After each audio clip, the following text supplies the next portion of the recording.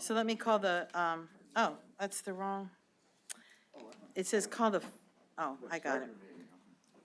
Election integrity meeting, committee meeting, call to order. Is there any courtesy of the floor?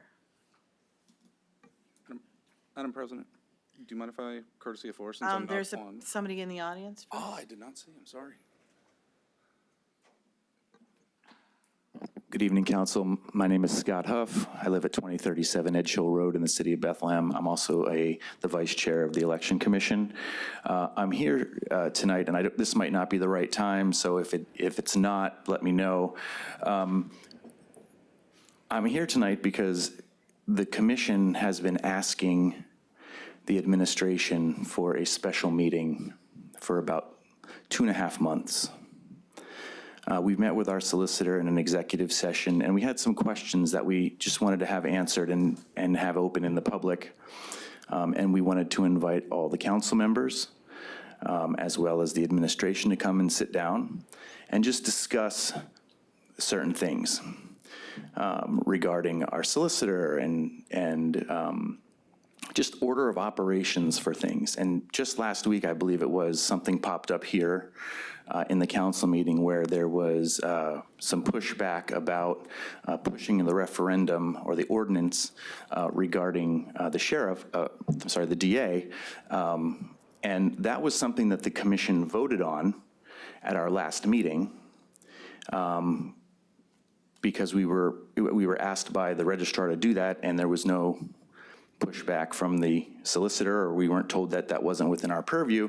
So we moved ahead and did it because we didn't think it was a time-sensitive issue because the DA was already in office. We didn't know it was an ordinance either, or those things. But I just wanted to bring that to your attention that we acted on that as a commission. So we don't want to get, we're not here to get into a back and forth. We just want to know where that falls and what our authority or our powers as the commission are and where they come from. And that's just the question all 5 of us are trying to get answered, because we don't want to get into, a back and forth and a pushing, who's in charge, who's not in charge, whatever. That's really what we want to do. We just want to sit down in a room with everybody and find out what's this committee's role, what's the council's role, what's our role, what's the administration's role, and how we can go about that. But we've asked multiple times, multiple members to have this meeting. We had it scheduled and we had picked a date of June 25th at 3 o'clock. We asked for invitations to go out and proper notice to be made, and from my understanding, that did not happen. So I don't know where that stands. I plan on coming in next Tuesday at 3 o'clock. I know there's some other members of our commission that do as well. We obviously will follow the sunshine rules and not have a meeting if we can't, but our goal is to step in here as far as the last conversation that I had with a couple members individually of the commission. So I just wanted to bring that to your attention, and I'm going to stay for the meeting, and if there's any other thing that I can be a part of to help and assist in this meeting, I'd be happy to do that. Sure, thank you. Thank you. For being here. I'm glad you're staying. I mean, this could come up as we go through things, so we'll see. Thank you very much. To echo what was just asked, I'm wondering what this committee is really inevitably kind of charged with, because we do have, while we have this committee, we do have a governance committee, correct? We do have a governance committee, right? And I don't think the governance committee, over the past 6 months that I've been on this council, has met.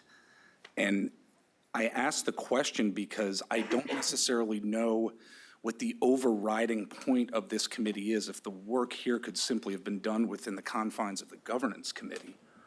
And it's my understanding that that's been an established committee for quite some time with regard to county council governance. And I guess where I'm going with this is that I have a fear that this committee could potentially be weaponized for political purposes in the future. And I know that Mr. Spadoni, I know it sounds weird, but I do, because like it or not, the phrase election integrity is very much, if you follow the course of our national political discourse. It's a code word, which is very much a reality because it's a common practice of certain entities and I think certain folks to cry foul concerning certain elections regardless of the facts. And as we look towards a very critical general election this November, I just have a concern and ultimately a fear of how this committee is going to be utilized. And I'm not sure why a committee, and I was not on council at the time when this committee was established. I don't know why we can't do this under the course of the governance committee and why the course of our business here, during the course of our business here, we need to utilize that phrase, election integrity. It was just a question. I don't know why we don't have governance committees and why it's important for us to have an election integrity committee, when it's my understanding that the course of business with regards to the elections office and elections here in Northampton County have come through that governance committee. So, and I have some fears and I have some concerns for the future. Just wanted to outline that. Were you asking a question? I mean, I was asking a question why we have this committee when we also have a governance committee that apparently, it's my understanding, again, it's my understanding, I know I wasn't here when this committee was established, but it would essentially do the same thing. So. I am, but this is public comment. So during public comment, I don't answer and I don't back and forth. Oh. So I let people talk and say what they have to say. Any other questions? Yes, Mr. Brown? I think I believe this committee was formed through the governance committee because of all the election integrity concerns we had about the process here within the county. There were two major screw-ups around equipment and so on and so forth, information. So this committee was formed to make sure that this body was highlighting and informed and up to speed on the particulars of the issues related to elections in general and specifically some of the matters we've dealt with over the last 4 years around those matters. So I think it was the governance committee decided to focus and allow this committee to be formed. Okay. I appreciate the response, very much respect the response, Mr. Brown. And I am aware of those two incidents that happened with regard to the elections. But I mean, the fact of the matter is also governance isn't perfect. And while the elections within this county are certainly critical and important too, I mean, there are certainly mishaps that likely happen within the course of maybe human services or economic development or the district attorney's office. And we're not creating, I know we don't oversee the district attorney's office, but we're not necessarily creating committees every time there is a slight mishap here or there with regard to county governance. So again, I just have a concern as we're moving forward that I wanted to outline, but I appreciate your thoughts and your response, Mr. Brown. Thank you. Yeah, I think, Sworn, first of all, I agree. I never doubted our election. I was safe, sound, secure. As Mr. McClure said it, legal, all of those things. But we were getting a lot of people coming in and a lot of contact because of the nature of things now. And because the mishaps with the machines spurred that on. As far as forming a committee, I didn't see necessarily a big need for it, but I didn't see where I needed to fight on it. I'm not a big fan of integrity because I think our elections have integrity. But I remember when I was president, and Ms. Zirinsky at the time, we used to have Parks Recreation Committee. She wanted to change it to Environment and this, and whatever it all is now, I forget. What's the name of that committee? EELU, energy, something. Yeah, Energy, Environment. I don't know, we have to do much with energy, but it was like, she asked me, and I said, fine. It's a committee, name it whatever you want to name it, I don't care. You're the chair. So, the committees really have no power. In terms of, is it stoking more things? I think because of what was getting pushed back, at this committee, I heard what Mr. Goffredo said, and while I wasn't in total agreement, we're the only place where people can come and just walk off the street and make public comment. They're guaranteed that. And sometimes it's good for them to come and vent. I mean, and so there was a lot of arguments about the election. I would always say to people, if I thought there was a problem and somebody's vote wasn't counted, I would have said something, definitely. But I believe our elections were held well overall. We had a problem with the vendor. It should have been resolved the first time, and I think Mr. McClure would agree. It was done happened a second time, and he laid it on the line, as we all did, that can't happen anymore. It just can't. I mean, he was clear about that. I think we were all clear about that.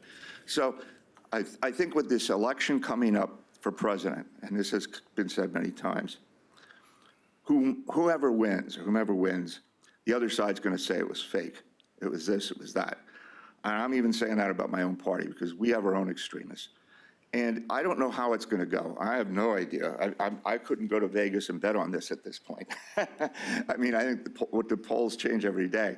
But at the end of the day, I just want people to know that they can come and talk. Now, a governance, Ms. Hefner, I don't remember we did. I think Mr. Goffredo felt very strongly about this. And honestly, I didn't see the harm. I didn't think it was projecting out anything. I certainly never said anything that I would believe would project anything but supreme confidence in our system here.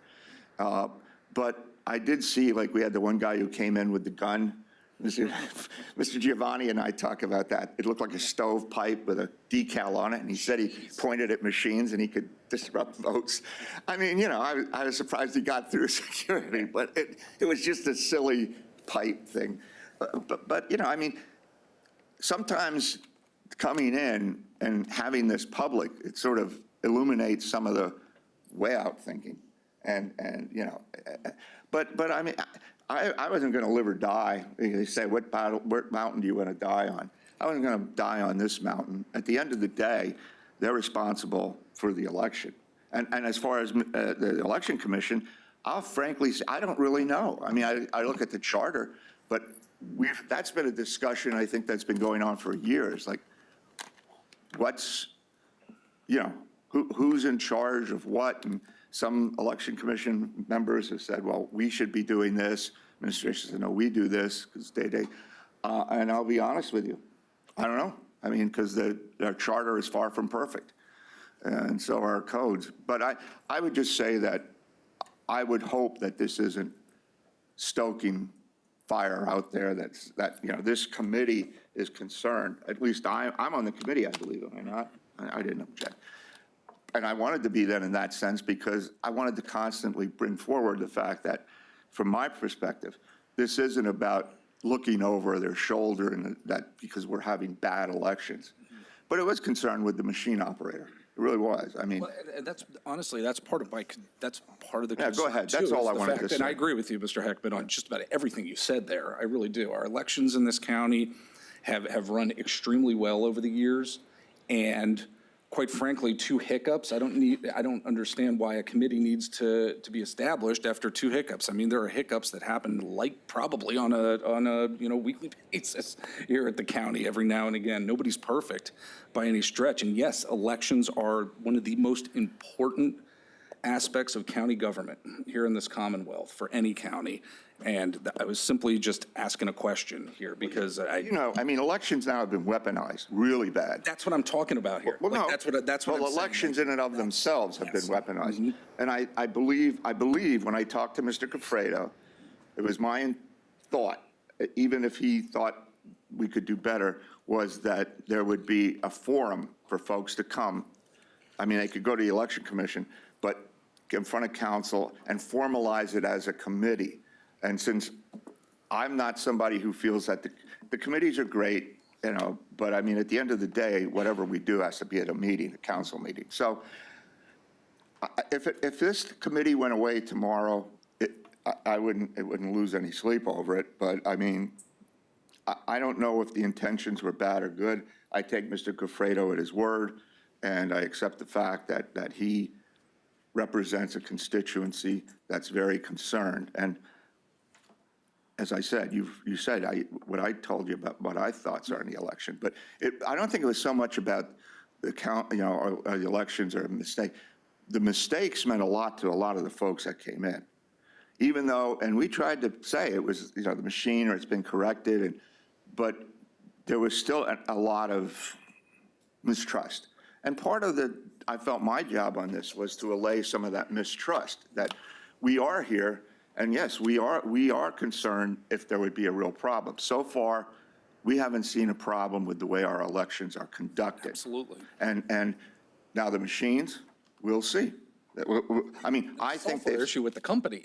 well, but it falls to just you, keep Mr. it Warren. It tighter? falls to me. It falls to Mr. McClure. I mean, some kid in Iowa could screw up and not do something, but he's going to go home and have a nice meal. They're going to come talk to you, not him. So, I mean, we represent, he's out of the pipeline at that point. I mean, his simple screw up becomes our big headache. And that is something that I think was very, very strong. I don't know about other council, but that was very strong in my mind, because we were getting barrage letters and people coming in. And I'm praying that we have a great election. I don't think prayer is hurt, in all deference to Mr. Kraft. But I think that there's nothing wrong with a little prayer now and then. But I have full confidence in our election department. As to the committee, I don't know what the future of it is, to be honest with you. I just wanted to throw that out there, that I do have a fear. All right. Last comment, because it's a Well, I had a 5-minute question. public comment. It's 5-minute public comment, so you chose to use this vehicle so let's keep it tight, because I have an agenda. Okay. I'm done, Madam President. I had 2 questions for the speaker. Can I ask, or is this not inappropriate? We don't, we'll bring him back up here, because there's an item under this, on this agenda. Did you want to make a comment, or you want to wait? That's fine. I want to make 2 comments. One, there was a governance meeting this year. 2, when Mr. McClure and I were elected the same year at the same time, I don't think either one of us or any of the other people we got elected with imagined the kind of things that would come up under elections almost immediately. And it didn't start with any problems. It started with an unfunded mandate by the governor to buy new machines and hurry up and you pay for it and get it done. So elections and election, maybe integrity is an inflammatory word, but election issues and how to get them done and the funding that came along with it is a pretty big topic. And so when Mr. Goffredo asked for a committee, I didn't see anything wrong with it, because I felt, again, that there's so many more issues than what we assume we're dealing with, which is 2 missteps. And that's why I've reflected that here. When I made the committee assignments this year, I felt it was important to have balance between both parties. I don't believe, as chair of this, that I plan to let it be weaponized. I'm not interested in that, but I am interested in having questions answered. I think the Election Commission still has questions. I think we have questions, but there's money that comes in here. Mr. Mendez, who I met in the spring, is here to give us some other information that we didn't have. And so I think there's just a lot we can learn. And as Mr. Heckman said, it's a forum for people to come and focus this, because sometimes governance is bigger. At CCAP, they are 2 separate committees. There's election reform and there's a governance committee, and they're separate. And I felt like there's enough between the 2. Again, if the day comes when we're not having to spend money or having to buy more machines or having to field grants and we can roll it back into one, then that's up to this council. But for now, I don't see it as a problem. And that's why I'm doing one every other month, because I think governance issues can be addressed separately. So that's my rationale, and and again, anybody has the right, I think, according to the charter, to create an ad hoc committee, or this body does that at any time. So if something else came up that we needed to address, we could do that. But Apologies about the governance. there was one, and again, there's all, Every committee meeting. because there's some standards that meet every month. I see this as maybe every other, because are we going to change the home rule charter? That's the biggie. So unless we could talk about, but there's some other issues we could talk about. And there's things that come up for CCAP that I like to bring back, and we can address those as well.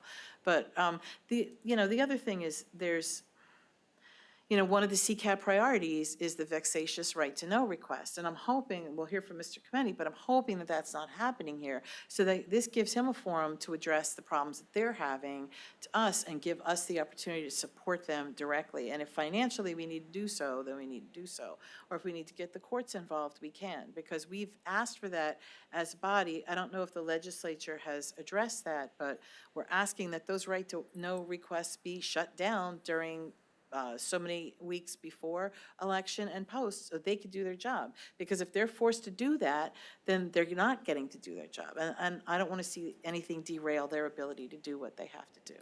So that's where I'm at with all of it. And, I can't address your personal fears and concerns. I'm just hoping that this body will act accordingly and not fuel them. And with that being said, I'd like to move on unless anybody else has a dire need to public comment. You don't get to double dip, I'm sorry. Come up with one of the You could come up later. Let's do the update regarding the ballot referendum question. Mr. Kemeny? I get that. Or Mr. McClure? Yep, I got it. It will be put before the Elections Commission, and it will be placed on the ballot for the November election. It's our view they don't have a choice. And I'm sorry, I don't understand the confusion, and I don't know if. Sure, what What confusion? Well, he alluded to there being potentially some confusion on the commission, or they being kind of. Oh, I don't know. I think, I'm not putting I you in think Mr. Kamini explained that at our last meeting, what he did. Right. The error he made, and that's where the confusion flows from. All right. Okay, it's going to be on the ballot.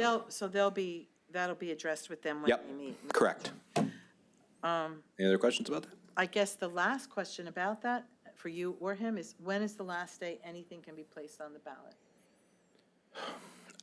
We have to look at that, but I think Is it's. it 13 weeks It's 13 prior? weeks prior to the election. Yeah, 13 Tuesdays. Thank you. It'll get on. I appreciate it. Anybody have questions? I just want to, if I could, just really quickly address Mr. Warren's concern, because I agree with you and Mr. Heckman. Council has the right to create any committee it wants and name it whatever it wants. I think it was unfortunately named, but it was so named. But to allay Mr. Warren's concerns, if I feel like any misinformation is flowing from the committee at any time, we won't participate without a subpoena. And even then, we'll talk about the misinformation that's flowing from the committee. So although I think your concerns are valid, we just won't permit misinformation to flow from. For example, you have CISA here, which is really great. We appreciate CISA. And in 2020, CISA said that we had the cleanest election in American history. That's what CISA said. The head of CISA lost his job for saying that. But that's a fact. It was the cleanest election, and I'm glad they're here. Thank you. Thank you, Mr. McClure. So if there is nothing else on the ballot referendum, can we talk about preparation for the general election? Evening, everybody. I will address that. Also want to address first, because this is the first time we're meeting since the previous election, some of the challenges that we met during the last election. It's important, thank you. You may or may not be aware that we had some envelope delays. The Department of State changed the envelopes for the entire Commonwealth. So delivery of those envelopes was a little bit delayed. Didn't really matter because on top of that, we had a Senate race, 2 candidates that had wished to be on the ballot, got removed from the ballot and went through all their challenges to get back on the ballot. They both in turn lost those challenges, but unlike some counties in the Commonwealth, we, as a group, decided to wait. There were other counties that decided to put these candidates on the ballot anyway. We didn't want to go that route. We didn't feel like that was a proper way to handle it. So we waited to have those officially removed, which was about two weeks before we were going to start mailing ballots. We mailed out, if anybody's aware, we mailed out 25,000 ballots in 2 days. We did it on a Friday and a Saturday. We got plenty of help from county employees. We worked into Friday night. We came in and put a full 8-hour day in on a Saturday and we got 25,000, we had the mailroom involved, we had the post office involved, and we were able to mail out all 25,000 ballots in 2 days. We also created a new results page on our website, which we have now. It's a little bit more user-friendly, I guess, more viewable, a little less boring than just a PDF. That's available. Other than that, our preparations, also, if anybody wants to know, the turnout, we had about a 24% turnout for the primary election. About 41,850 votes cast in total. That's in person and by mail, via absentee and mail-in. 24,430 people showed up at the polls, and of those 25,000 ballots we mailed out, we got back 17,354. Moving towards November. Ongoing process. We are now currently in the office. We're currently in the process of doing our list maintenance. And by list maintenance, I mean we are statutorily required to do national change of address, duplicate registrations, in-county, out-of-county removals. We, on a weekly basis, as I mentioned previously, the Department of Health provides us with death notices on a weekly basis, I believe, or sometimes monthly basis. I'm not sure the exact time frame, but we get that information from the Department of Health. We enhance that weekly. I check the local obituaries in the Morning Call and the Express Times and for Northampton County, and we go through the obituaries because in order to remove a voter, we need an obituary. We can do that. If we can copy that obituary into their voter record, Seriously? What Yes, if they absolutely. File one in the paper. If they don't, then we have to wait for the Department of Health to provide that. So it's just an enhancement to make sure that our rolls are as clean as they can be. We don't want people out there claiming that unfortunately dead people are voting. So we do our best to alleviate that concern. Yes, sir. Let's say somebody, I know some people say why are you bringing up something that couldn't happen? I find those often happen. What if some obituary was wrong and the person was alive and they go to vote? I mean, look, I'm just saying, my wife got a sympathy card for some guy named Ron Hacksaw Heckman, and I said, well, that sure as hell wasn't me, that I'm aware of. Your death or- No, that's a slow-acting poison. But the thing is, I guess my question would be, if somebody came in and made a fuss, I agree with what you're saying, would you just give them provisional and Yes, you could do more? that. I mean, you could That's do all I that. was curious. But, I mean, there are, when we go through their obituary, we go through their voter registration. And Yeah. we specifically check for a birth date. If a birth date's not available, we may check a spouse or something that may have the same address as the particular voter. So we do go through those steps as well.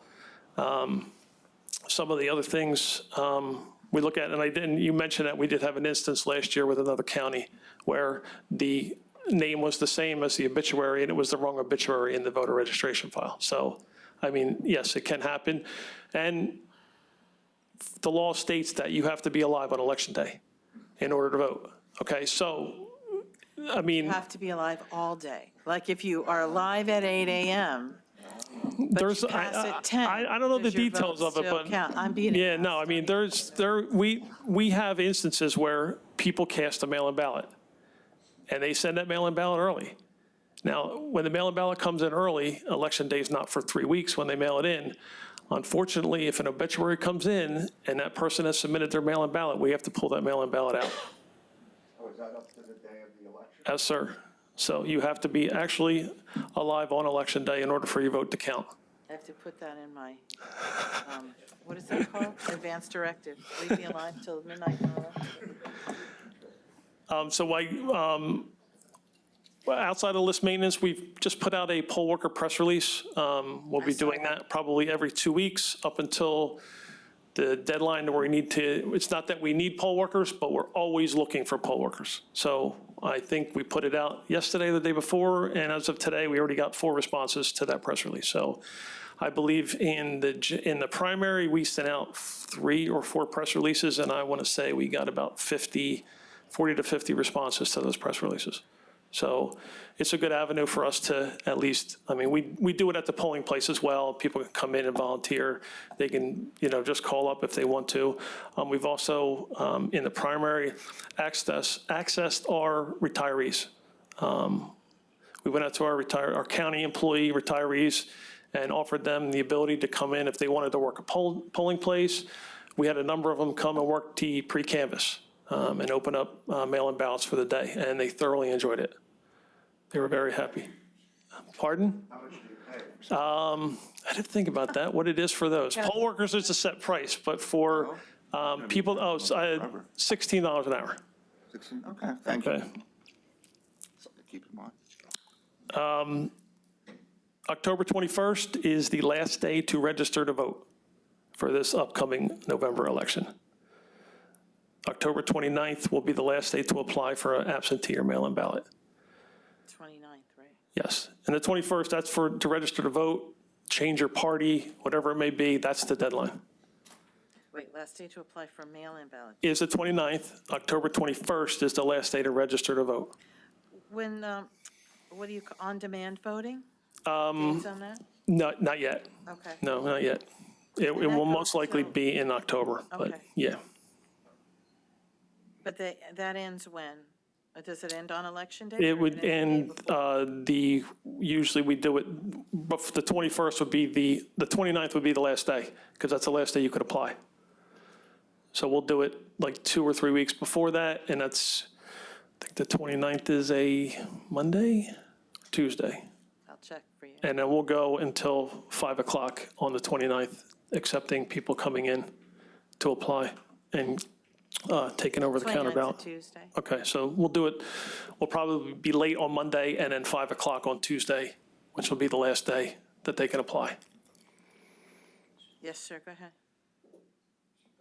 How many manual ballots, the manual ballots? What is that? Sorry, How many people participated in the manual? I don't have that number in front of me. I can certainly find out. Yes. Yeah, I mean, I did. yes, yeah. I mean, it's not an enormous number, but people do take advantage of it. Sorry, what is that, man? When is it? Walk in and vote. Yeah. When you can come into the office and apply for a mail-in ballot. You'll fill out the application in the office, we'll process it, and we'll give you your ballot over the counter. You can fill it out there in the office and hand it in. You could take it home with you, put it in one of our many county drop boxes, or drop it in the So mail. just walk in and. Yep, walk in and pick up your ballot. Right. I just- Yep. Thank you. And we have how many drop boxes now? I know you said it before, but I. 7. There's 7. Is there anything, well, how's your staffing? Good. Your personal, like, not In- poll in- workers, but your Internal staff, good. We're at where we need to be. Okay. And we have the ability to get temps, so we will utilize the temps when we need them. Anybody else? I had one more question, but until I figured out.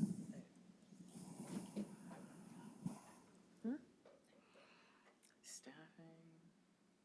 Oh, I know what I was going to say. So there's so much confusion, and again, I realize this is all subject to change because who knows what's going to come down the pike before the eventual day. But there seems to always be confusion about the mail-in ballots and the signatures. I know there's still something in the law, and Mr. Vargo may know about this, about are we still holding the, We are still segregating, no signature, no date. right, and so that hasn't been determined yet or hasn't been decided yet? Is an appeal or something? It, back and forth. Where we're at currently is not accepting them or not counting them. Hand the mic. From my recollection is it's been remanded back to at the federal level, the federal lawsuit over the no date. No signature isn't happening. You didn't sign it, it doesn't count.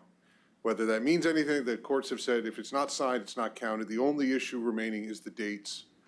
The ACLU has filed federal lawsuit over that. It went up, it got denied, went back down. It is currently, I believe, at the trial level court for a decision regarding whether it violates equal protection to not count the undated ballot. So that's where we're at. Right now, as of right now, we don't count no date, we don't count no signature, we don't count no date, no signature. But we're holding those until In they case make there the was, final. if there was a decision that changed, we will hold them if there's a decision that changes that.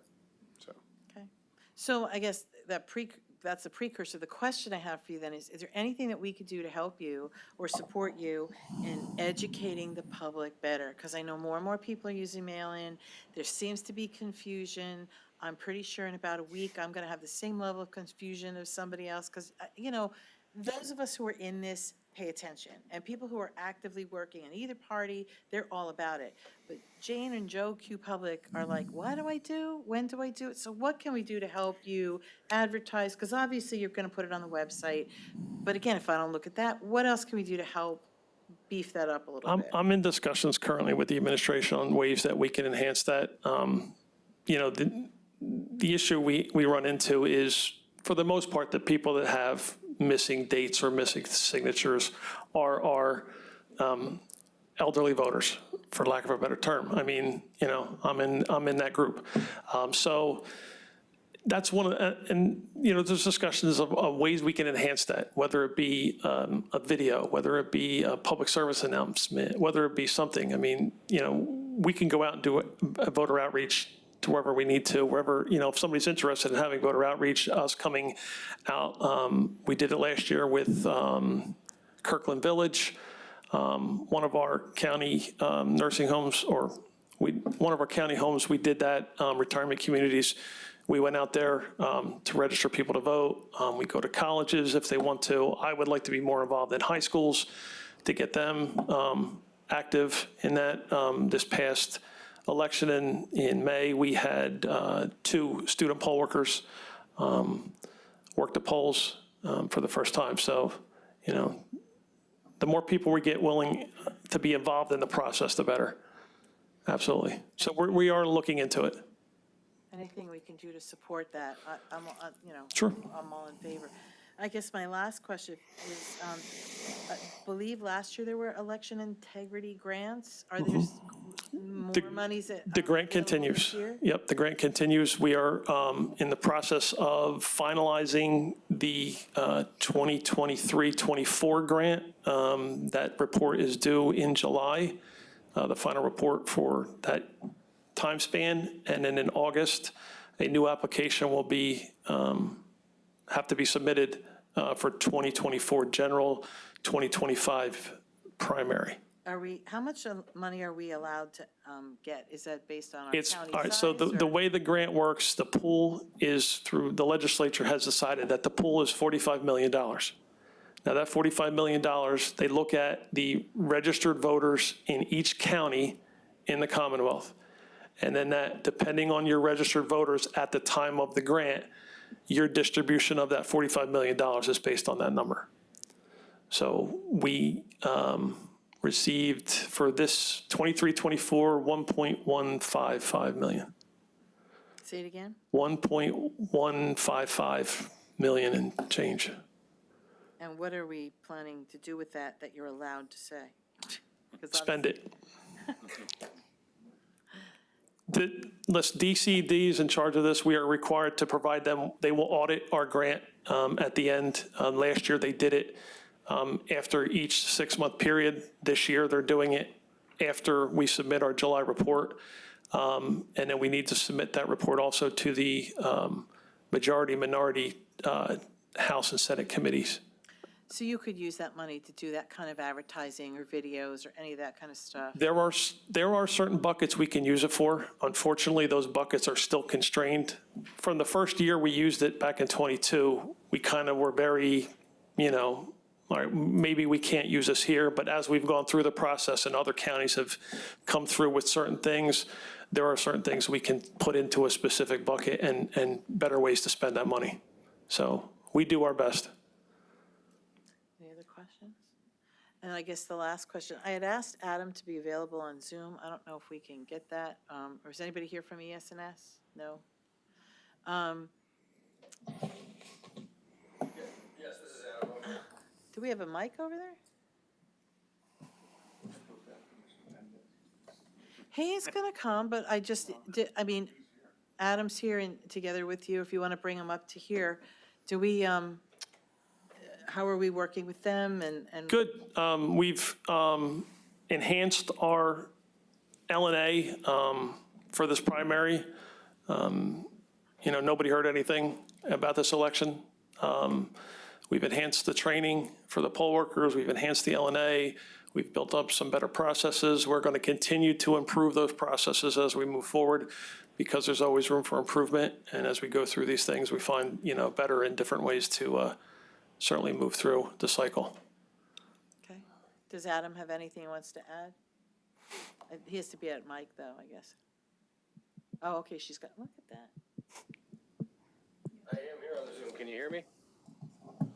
I can, but I don't know if you're getting picked up on the mic, on the recording. Do you have anything to add about what your work is with us or the machines themselves or anything we need to know? Well, I would just echo Chris's comments. The improvements we made for the primary I think were effective and successful, and we'll take a look at those again heading into the general and see if there's anything we can do in addition to that and continue to improve with each cycle. Okay. And obviously, now that we do have a referendum question, you guys are going to be working on that ahead of time, and then LNA testing will reflect that? Yep. Adam? Yes, absolutely. All right. All right, is there any other questions for Adam? All right, thank you both. You'll be back, I guess, but that's. Yeah, I just wanted to say that, unfortunately, you said if there's anything you can bring up. We had a meeting on Friday with our Eastern election personnel, Eastern, all the counties. And there was Lisa Schaefer from CCAP was there and did mention to us that unfortunately, the pre-canvass bill is dead. So there will be no advanced opening of mail-in ballots. So we're back to 7 a.m. starting and opening continuously until we're done. Did we get the obit dead, or is it still? As far as I know, it is DOA, so it's not going any further. All right, thank you. Okay? Sorry to hear that. Okay, next, we have Arturo Mendez, who's with us. I met him at CCAP one morning at breakfast, and he talked about the work that he was available to do in Pennsylvania with cybersecurity, and I'd asked him to be here, and then when I called to ask him, I hear that he is already working with the county, which is great. So I'll let him say what he's here to do and what he can say about what he's been working on. Very good. Good evening, council members, Madam President. Thank you for having me. I sent the presentations, but you have them, so you can review them at your leisure, right? So I'll bore you through the whole big power presentation. I'll just talk to you what we've done so far, going forward, and so forth. My name is Arturo Mendez. I'm a Protective Security Advisor with the U.S. Department of Homeland Security, Cybersecurity Infrastructure Security Agency. I have the Northeast Pennsylvania area, so I'm aligned to the Northeast Counterterrorism Task Force and those counties. So I have like 10 counties plus Berks, because it didn't work out very well for how it's aligned. I live in Berks by chance. So working with the counties that I like to call my counties, I'm relatively new to Pennsylvania, but still don't hold that against me. I'm a transplant from New York City, so I apologize already. And by the way, I used to work for the Port Authority as well. Don't hold that against me as well, all right? So within the 10 counties that I have done already half of the counties by working in partnership, and it's been a great partnership working with the county to get a snapshot of the physical security and cybersecurity to assist where we can. We don't look at process, we just look at physical security for the safety and security of either county employees or those who will work in the elections. From a cybersecurity, I'm a physical security specialist. My counterpart, Derek Mueller, for the record, is the cybersecurity agent's advisor. And he went through the process with the IT folks here. Basically, what I can say, and it's in the PowerPoint, you'll see the areas that we looked at. The biggest concern that we look at is, from a physical security standpoint, is how people come in, both ingress or egress into the building, normal ingress and egress. And what I mean by that, the loading dock is something different, but it's still a way to get into the building. This is a very large campus and so forth. We looked at that. We looked at the election. Can I just, wait, can you go through some of the PowerPoint slides though, so that we can capture it on the video in case? Okay, sure. Thank you, I appreciate Okay, I'll that. just kind of fly through it if you don't mind. No, that's right? fine, you don't, just No People problem. want to But freeze it no- and look at it, that's fine. No problem whatsoever. So CISA's vision and mission, to be quite honest, is, and to be direct, we are looking at critical infrastructure, 16 critical infrastructures around the country. The same work that I do here, everyone's doing it across the country. My counterparts, PSA, CSA, cybersecurity, election security advisors, chemical security inspectors, emergency communications. So we do this across continental US and the territories as well. I already said who we are. Threats to critical infrastructure, as you could see, terrorism, cyber attacks, natural hazards, pandemics, and also technological hazards. Think of chemical spills and things like that.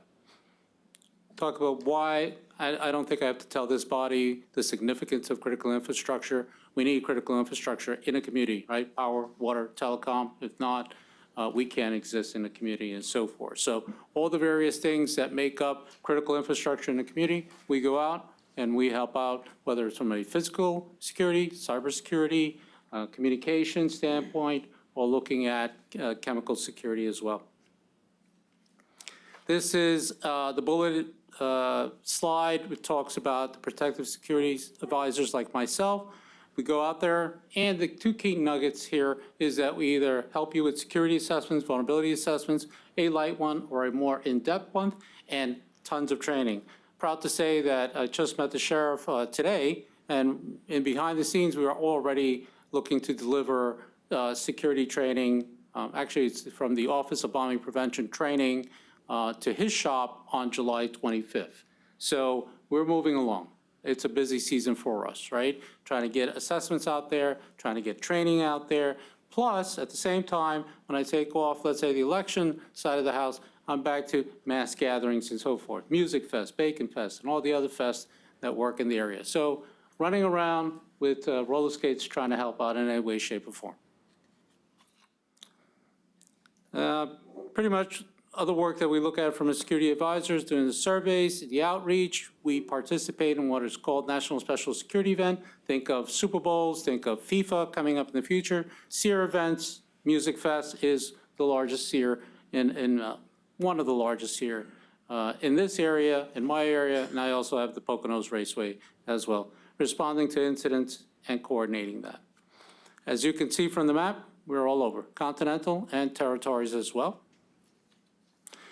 The first is the assist visit, where we go and have a conversation, see what your needs are, see what we can help you and so forth. As I can come to a county office building, I can go to a hospital, right? Your largest hospital in the areas, go and assist them. So I am a generalist, security specialist by trade. I like to say a mile wide, inch deep, to have an understanding of security specialty. Come out with my colleague and look at cybersecurity as well. From the assist visit, it either takes us into the path of a SAFE, an IST, or both. Here, we did an IST. Let me talk about the SAFE. SAFE is a smaller tool that we use. It's a little quicker, it's a little handier to move around.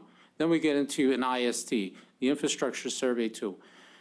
Here, we looked at we used the infrastructure survey tool for the county office building, and we used the SAFE for the warehousing because it's smaller and so forth. We don't have to go into the weeds for a brick building on the outside. Basically, we did a IST and a SAFE for this location. And although I can't speak to the observation, cannot speak to the observations or the options for considerations that we will make, that'll be 30 to 45 days, because that information is protected critical infrastructure information. I know you know the information, you know this place and so forth, but we do protect what we came into agreement to do so, that we'll hold that. And you can look up the PCI, Protected Critical Infrastructure Information Act, and all the information about the law is there, and the protection caveats is there as well. As you can see, the survey tools looks at physical security, looks at security force, security management as a whole, how you share information with other agencies as well, meaning for protective, right? Do you share information with local law enforcement, fusion centers, federal agencies, and so forth? Protection measures as well. What do you have in place? I'd like to say, what I can say is, from the various places I've seen, you stand on very good footing. If that says anything. If I can't divulge anything, I can definitely say you stand on very good footing from what I see. Dependencies is basically what you need, power, water, telecom, and so forth coming into the building, right? And so forth. Here are the other data categories that we could be looking at. I won't have to read them to you, but you understand it, right? It is security, the physical security, security management of the things, here, lighting and so forth, and both at the warehouse looking at that. And for the other side, my counterpart looked at the cyber aspect of things. In the end, there's a deliverable, and the deliverable is both a report and is also something we call a dashboard. And in the dashboard, it looks like something like this, but not exactly. It won't look exactly like that because this is notional. But basically, what we're comparing is apples to apples. Think Granny Smith to Macintosh. What do I mean by that? A county office building here versus a county office building in Utah or in California and so forth. So what you're doing is just kind of comparison. How are you looking at physical security? How are you looking at the makeup of things and so forth, right? And it doesn't actually spell out the location, but it does, it kind of gives you, look, this is the baseline. How do you sit? What can you do to move up the baseline if it helps? You know, whether if it's allowed, regulatory, or otherwise. What do I mean by that? In some places, you can't just plant a bollard in front of the building, right? It's not allowed in that particular city or state because of whatever rules. So what this does allow you is to compare yourself in a baseline across other similar type of entities. Dashboard looks something like this, and you'll read it at your leisure, but basically it says, look, how can I improve myself? And you can actually, there's parts of the tools that you could say, well, if I added a better door, if I added a better camera, or if I integrated my things, that would raise my score above the baseline, just to get to that level. Think about a consumer reports type of thing, right? Without the cliche of that, to say, where am I? Where can I raise my profile on that? Same thing. So the Cybersecurity Advisor Program, there is a cybersecurity advisor for this area, Derek Mueller.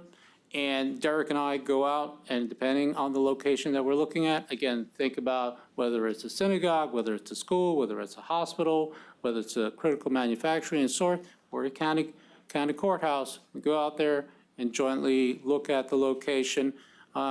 With the other slide, you can look at, this is just a variety of different suite of tools that we can bring. Derek could speak more to that. If you ever need him in the future, we can bring him here. And by the way, we can also bring the Election Security Advisor, David Tackett, to also address the council. Anyway, here's a variety of different things for those who are IT savvy. I'd like to say just know a little bit, but enough to be dangerous. But here are the variety of tools and services that we bring out to state and local and say, hey, would you like to participate in this? So we looked at a resiliency review and we looked at an infrastructure survey. I don't mean to fly through this, as you can read it at your leisure, but basically the same type of thing. Look at a snapshot in time of where the county is and do that comparison, again, non-attributable, but apples to apples, so to speak. There's another presentation. I don't know if it's loaded, but you do have it, and that's to Protect 2024.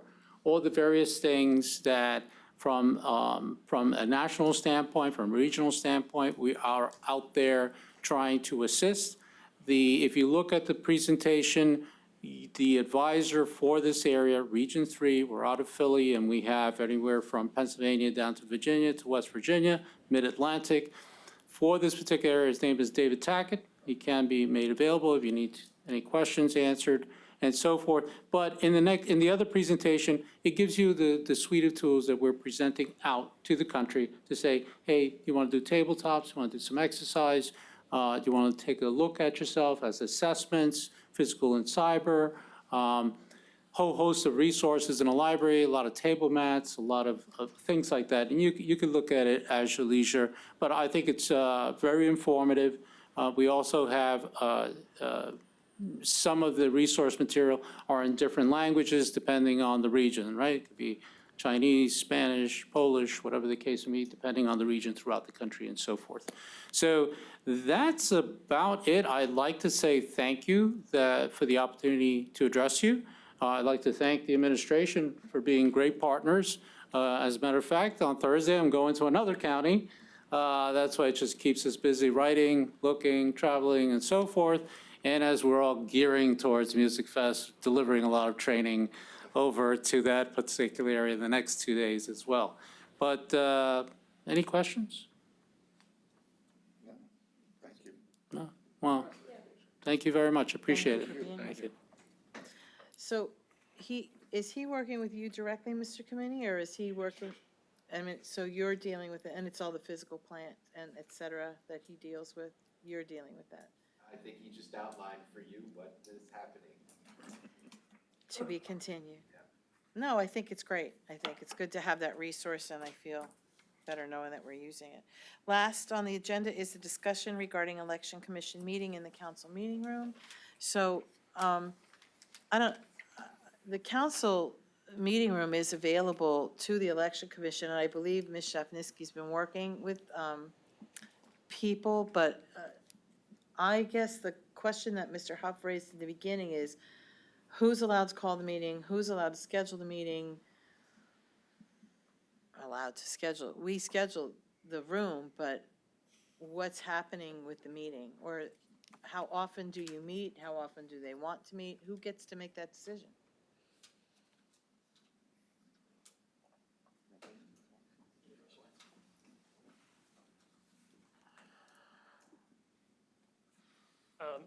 In my role, as far as I do, we schedule 6 or 7 meetings for the year. There are an initial meeting, there is the first signing of the results, which they come into the office to do, the commission, we just need 3 members. Then we do an official signing. We have a meeting in between. Yeah, there are 4 official meetings we have, and in between those 4 meetings, there is 2 official signings. So there's one for the primary and one for the general, so 6. So those are pre-scheduled at the beginning of the year. And I'm hearing they were asking for something in addition, so is that being accommodated or is it not? And if it's not, what's the reason? That's outside of my scope. So you just schedule the 6th? Yes. So then there is a void. So who is responsible? Are you guys responsible to count your own meeting, or? Well, can I ask a question? Yeah, please. I mean, I don't see why it's a mystery. No, sure. And I'm not going to hang you out. If Oh, it's no. not your job, Oh. it's not your job. I mean, and this has come up before, but they have to certify the ballots, correct? Correct. And then they have to certify the results, correct? Correct. Legally. But outside of that, I'm getting the impression they have no function or purpose, We do. other than it says legally. No, you have in to have those meetings in between, there may come up where we need to do, I know next year we're looking at a consolidation and a redistricting. So those are some things that fall under their purview where they need to make decisions on whether we can combine a polling place with another one. Okay, well, I guess a question could come out of what you just said, would be, do they have the ability to say no to you, or must, like with certification, they have no choice but to say yes? No, the certification is completely different. Okay, well, no, but I'm just wondering, when you want to do a polling place, can they say no and then be overridden, or is that what they vote? No, and I'll give you the example of what happened in we did it at the end of 2022 or the beginning of 2023. I presented a consolidation of some of the districts where they're in the same polling place. There's 2 different districts. We were looking to combine them. We had pushback during public comment where they didn't feel that it was right that we were going to do this, and the commission denied it. The commission said we're not going to do it. Then we were going through a redistricting where we're looking at expanding some of our polling locations like Forks Township, Palmer Township, which we have, Forks Township has 4 polling districts.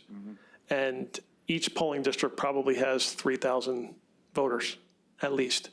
It's probably too many for the amount of people in a polling place. So we're looking to expand, stretch it out a little bit, get the amount of people that come to a polling place, where you're not waiting in line for 3 hours when, there's a district in Palmer that has over 4,600 voters. So that's some of the stuff. So we were looking to that. So when we looked into that, we came back near the end of the cycle and represented the consolidation along with the redistricting, and they approved it. Okay, I guess, let me ask this question, because I'm serious, I don't really understand sometimes. Part of the whole election commission is to keep them separate, and your office to keep separate from partisan politics in terms of, for example, I get the fact that the administration's going to hire, that's always been the case. They're going to, they do the interviews and whatnot. If you need a clerk or something, and, you would talk to them. But I guess the question then that I have is whether and this has nothing to do with Mr. McClure. My concern is whether it's a Democrat or a Republican executive, either one. My thought always was the objective of the election commission was to make it clear that you don't have to worry that the conduct of elections is being influenced by any one party leader, any party.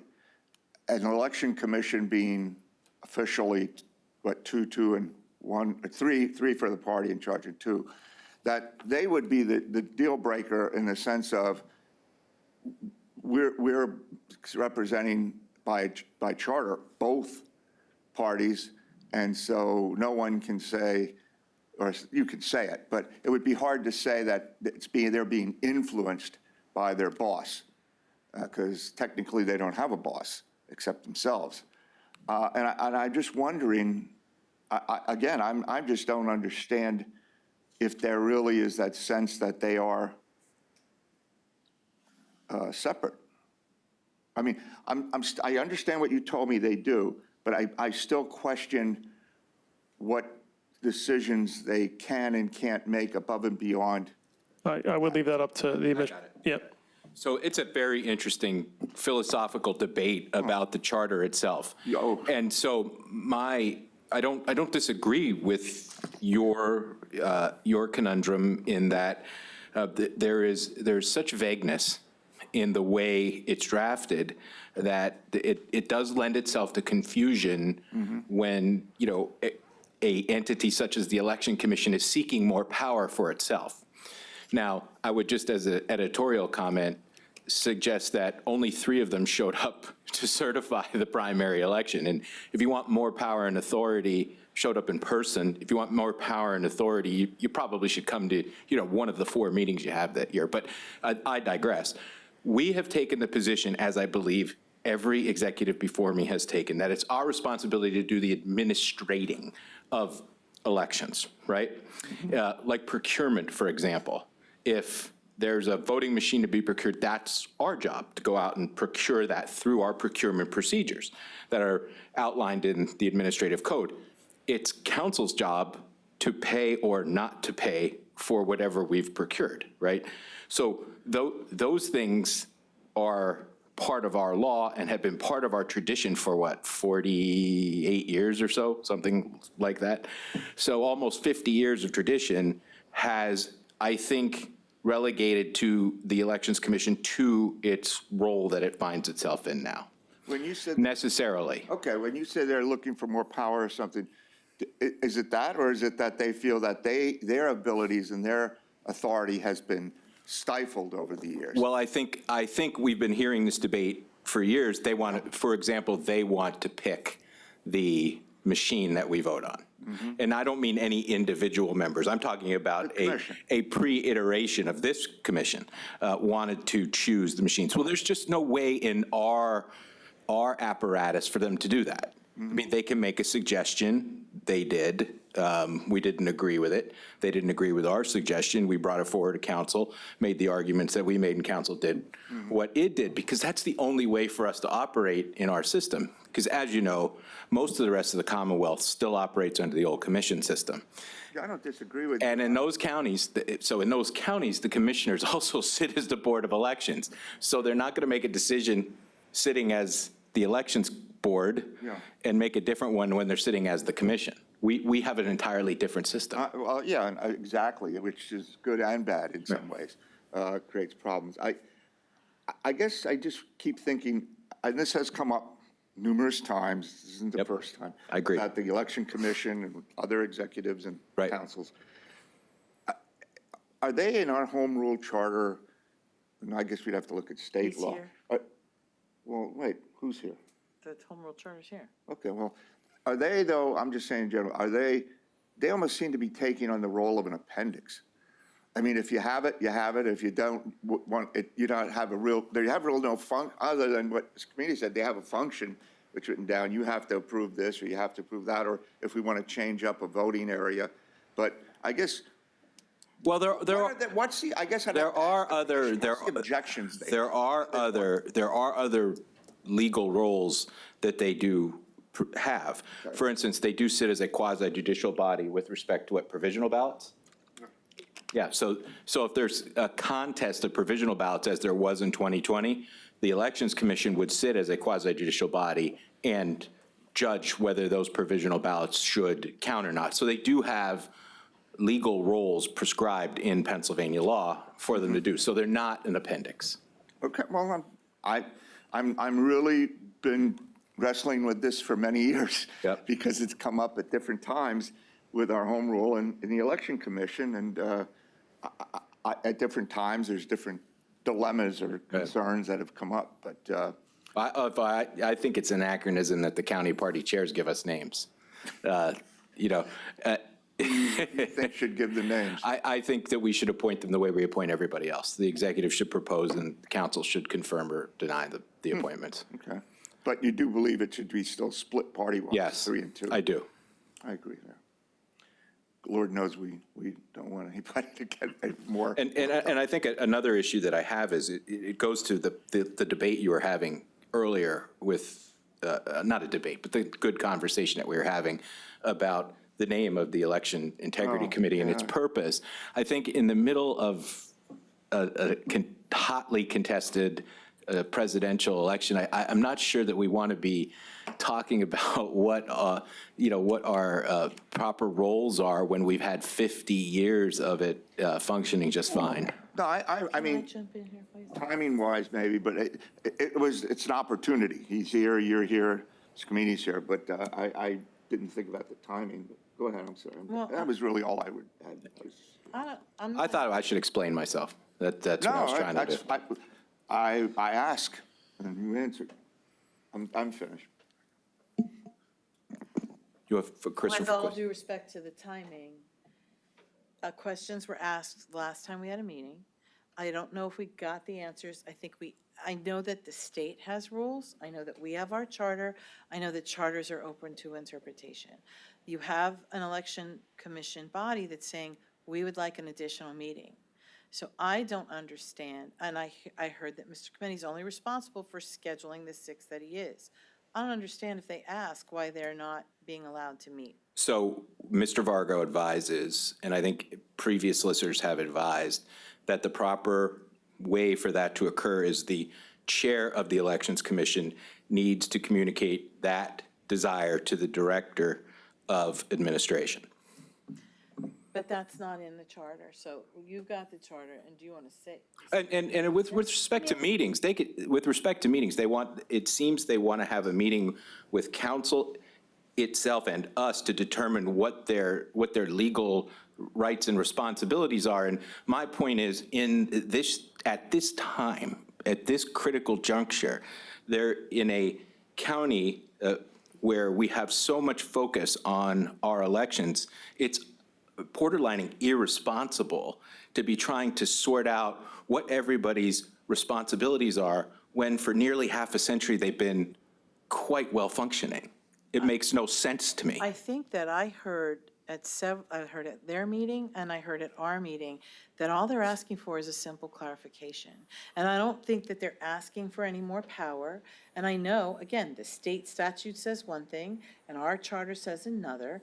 And just what are their role and what is their not role? And I don't see how it's going to usurp the entire election to answer their question and and I'm not saying that all of council's going to meet with them.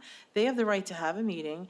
Mr. Vargo was asked in a meeting to go and find out some information and clarify it. I wasn't at their last meeting. I don't know if it was done, but it keeps coming back, like, we can't schedule a meeting, what's wrong, what's wrong? And I don't think that the entire vote in November is going to be jeopardized by them meeting on June 25th. Well, they can meet with you on June 25th. I think what I was trying to do in response to what Mr. Heckman was saying is, our position is the regime as it currently is in place has been working for nearly half a century, and we have no interest, the administration has no interest in rocking the boat in a presidential year.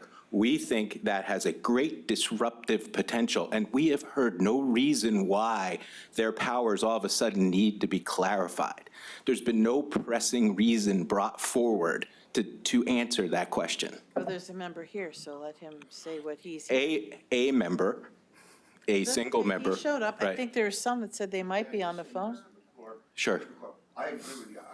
The last thing I wanted to do, and my question is, my friend Mr. Warren will play in process. This discussion has gone on, and coincidentally now it's brought up at the election, but it certainly has anything that's decided regarding them is not going to, and I want people to realize, has no effect on our election. You know, our course is set, everything's in place to have a fair and legal election this November. I just take them, like they take the pitches when you're playing baseball. You take them as they get thrown. This had just come up. It's been brought up to us, and that was my this has gone on for many years. It's coincidence now or not that it's right before this 2024 presidential election, but I certainly it's not my intention for any questions I ask to be pro what they want, pro what you want. My main things came from Mr. Kamini, because he's going to be in charge, essentially, more importantly than you or the Election Commission, of the election. And so he answered my concerns and questions. And I just want to make that clear that I'm not, it just happened to come up. I don't know what the motivation is. Okay. I don't, no one has said to me the motion, but I do want to just reflect on one of your points that you made. Mr. Vargo stood here at the last election integrity meeting and brought his opinion and read his opinion and distributed his opinion to county council. And anybody can go back on YouTube and watch that again to understand what we think the legal framework for the relationship between county council, the administration, and the elections commission is. It's very clear. He did it. So it isn't as if we haven't been answering the question. Mr. Vargo also had a meeting with the Elections Commission where he gave them the very same opinion. So it's not, the characterization that they haven't been getting answers is not true. And I think he keeps asking the question because he doesn't like the answer. And so if you wish to entertain the question of what are the various roles of the Elections Commission, County Council, and the administration has answered that from the administration's perspective, and we think anything beyond that is disruptive, but County Council can do whatever it wants. Thank you. Mr. Vargo, you've been patiently waiting, and you tried to get up here. Is there something you wanted to say? No, what Mr. McClure said is there are no set operating procedures for the Election Commission as far as like a code of conduct. So it would seem that the chair is the person who speaks on behalf of the Election Commission. Under the administrative code that we have, the Department of Administration is responsible for coordinating between the administration and the independent boards. So it's a question of coordinating between the Department of Administration, and the head of that department is currently, I always get her last name wrong, so. Gavin Levy. Yeah, I always pronounce it wrong, I apologize. And the Election Commission, so if they, like any other board, they can schedule a special meeting, but there has to be an agenda published, and then the meeting can occur.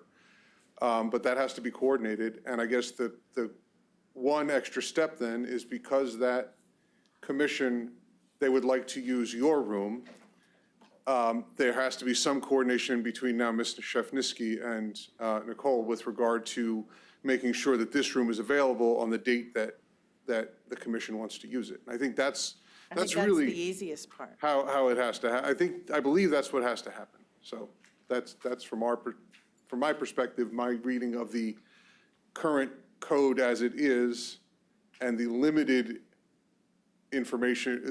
amount of information in that code about the actual structure of the election commission. I think that's how that process itself would work. So if there was a breakdown with regard to scheduling a meeting next Tuesday, there can be a meeting scheduled. There's going to have to be, because we have to consider the sometime prior to 13 weeks prior to Yeah, there has to be a meeting at least 13 weeks prior to the election. So there's going to have to be a special meeting. so is it going to be next week or not? Like, how much time is needed to advertise and make it happen? It's not going to be next week.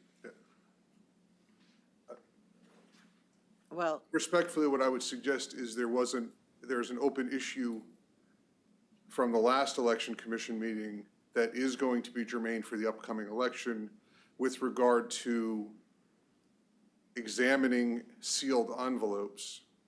And we are waiting, it was discussed at the election commission meeting that there was going to be a request made to the district attorney because there's an opinion from the prior district attorney that foreclosed what one of the commission members was requesting, but there's been a request made to the new district attorney to see if he concurs in his predecessor's opinion with regard to the law. She doesn't know what you're talking about. Oh, sorry. Lawyer word. So no, Mike, it's the previous registrar believed that naked ballots that could be identified just by virtue of handling them should be cured, should be amenable to being cured. I agreed with her, but out of an abundance of caution, we wrote to the then district attorney for advice on whether or not that would be considered pre-canvassing. And the previous district attorney indicated that it was his view that it would be unlawful pre-canvassing to notice while you were handling a ballot that it was naked. I mean, it's obvious to anyone who handles it that the security envelope's not in there, but he felt that his reading of the law was that was pre-canvassing and was unlawful. We have written to the current district attorney to ask if that is still currently the opinion of the district attorney's office. And once we get that, we'll have to put that in front of the election commission. If in fact he changes his opinion. And the other reason there won't be a meeting next week is Ms. Peterzak is on vacation this week. and she needs to attend those meetings? No, she doesn't. She needs to arrange the meeting if there's going to be one with the chair of the Elections Commission. As long as Mr. Recorder is there, if I may. Yeah, I agree with you there. That I think any request from the commission really should come from the chair of the commission after the commission as a whole has, let me finish, as the commission as a whole has decided it, and then they present it to you, or they can present it to us, but I agree. It's been 40+ years where the administration, rightly or wrongly, has done it. But again, this is sort of like a, who's going to take the 8th period class as opposed to the actual substance of the election, which is the election is set up, it's ready to go, everything's fine. This discussion really has nothing to do with November other than the format of who's going to do what as we move forward. So I do want, that has to be clear. I don't want there to be confusion out there that somehow our discussion or any comments are like saying, well, now we don't get this resolved by November. November's resolved as far as I'm concerned. I mean, that's what I got from committee. It's resolved. There's nothing people have to, we just have to get usually our problems have been the state buying machines or the feds getting involved, and no offense to this. but I mean, we're at the, I'll put it gently, we're at the tail end of the feds and the state. And in the last X amount of years, that hasn't been easy. It's like riding the tail of the tiger. And but I guess the public needs to know that while this is a family dispute, maybe your concern or issue, it doesn't reflect the integrity of their election that's coming up at all. And at I least don't from think my anybody's perspective. going there. Here's my bottom line concern, me personally. We just had a nice discussion a few minutes ago about how we all agreed that they needed to vote to repeal their last action, and it needs to be done in a timely way to make sure that that DA ordinance that is on the ballot as a referendum. That's my primary concern. In addition to, I've heard from several members of the body, not just one, who happens to be here, that they don't understand why they can't have a meeting, or they don't understand certain things.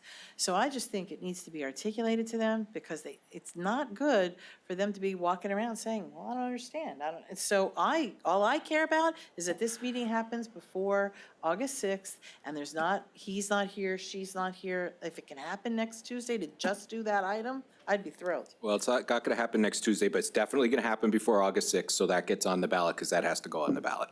And finally, I would just say, they're walking around, they don't understand. Well, it's been explained to them. Maybe you can help them understand it more when they come to see you to talk about it. But I would also note that, they're tremendously influential, too, using their bully pulpit. For example, we have more drop boxes in this county now than we would have but for their intervention in that. The Elections Commission is the body from which that idea would flow. I was committed to 4, 1 in each district. I was not committed to the extras until the Elections Commission weighed in on that. So they are heavily influential. Additionally, their reaction to all those folks who showed up at their meeting post-election led to the creation of this committee. So what happens over there I think does matter. But yeah, it's It going. may just need to be affirmed to them. We're affirming like crazy. Crazily affirming. So much affirmation. I'm meeting with them, I'm listening, I'm being empathetic, I really am, and trying to answer all their questions. Anything else from anybody else? Mr. Huff, do you want the last word? That's right, he's here. Yeah, I know, And it- I agree. I'll speak on behalf of myself as a member and give in safe mode. I just want to say that at our last official meeting, we had discussed having a special meeting, and both the Democrat and the Republican members openly, with members of the administration and the registrar, on an email chain, pick date, pick time, and put out agenda items when the solicitor told us we had to have a specific agenda to print. So we did. We put that all out. I have the email chain here on my phone. Our concern doesn't come from we think that something, let me speak for myself. My concern's not coming from we think there's an integrity problem or anything like that. It started when we passed unanimously to have the additional drop boxes, and that didn't happen. And then when we went into our first meeting of this year, it was an item that we were going to address with the solicitor, and he told us, we're going to talk about it. And at that point, that's when we were told that the drop boxes would be in place this year.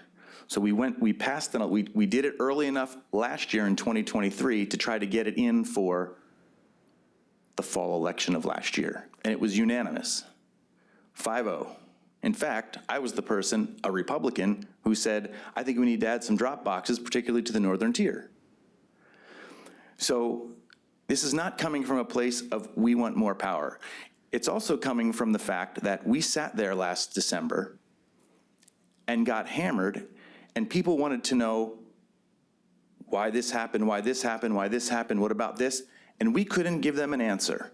So embarrassing on us to have to take that for 4 hours or 3.5 hours, whatever it was, and not be able to properly give people, the public, our constituents also, answers or at least acknowledge their concerns. We did the best we could with what we had.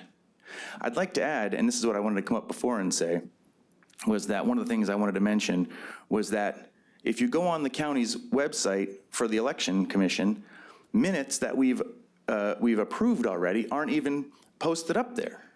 We've asked about it. We said, where are the December minutes? We'll get them up. They're still not there in today's January. Or, excuse me, today's but June, sorry. So these are our concerns. We want to make sure we're doing it right. That's it. And, you know, there was a comment made about people not showing up for meetings or being unable to do this. I just want you all to know that I left a work trip to come here today because it's that important to me. And I know it's important to the other 4 people on this committee, on this commission. We want to get it right. We don't want to step on anybody's toes. We want to be able to give straight answers to the public. And we want to do it now so that in November, God forbid something else happens, which I'm confident it won't, but God forbid, then we're not put in the same predicament that we were put in last time. That we can sit there and everybody knows it's out in public. And we want to have, you know, we asked about having the meetings here in council chambers so that the public could see it. People asked. We get 4 or 5 people that might come into an election commission meeting. But we wanted the public to be able to see what we were doing. It would help people with a lot of their concerns. And we were always told, well, you know, you have to call Miss Zembo and then she has to do this and whatever. And we were like, well, we plan these meetings a year in advance. Can't we just do it at the beginning of the year and then, you know, they'll know that we want to have a meeting on these days or these are the days that we're going to schedule them? So I can tell you that I appreciate the fact that you're allowing us to use this room when, you know, when we want to have meetings and when we are going to have scheduled meetings. And I think that goes a long way for public confidence.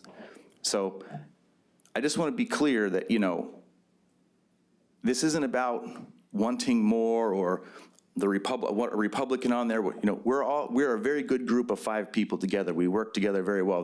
The vote that Mr. Kamini spoke about last year when we did not pass the redistrict or the consolidation was a split vote. So we work together well, and we're very proud of that. And I don't want anyone to think anything otherwise. So thank you. Any questions, comments? All right, thank you. Anything else from council? Then move to adjourn. So moved, I've thank already you. moved. It's my favorite motion of any meeting.